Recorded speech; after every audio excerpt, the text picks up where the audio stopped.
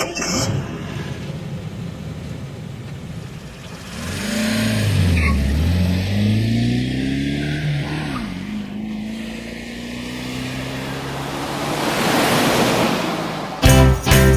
isang araw, nagmamaneho sa pipip-pip, pipip-pip, aking nakita, babaeng saksakan ng ganda.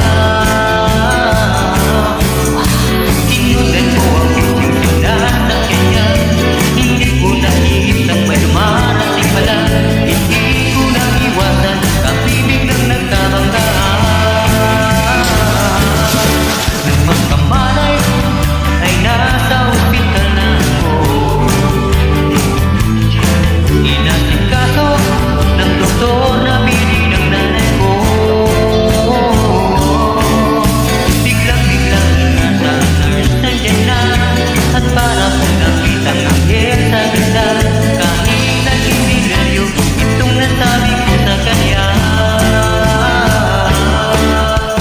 Ale, nasa langit na ba? Ale, nasa langit na ba? Mama, kayo po ba si San Pedro? Kung ilang sa akin kung mabitin ko na, dahil ikaw ang lagi kong kasama. Pero ale, nasa langit na ba ako?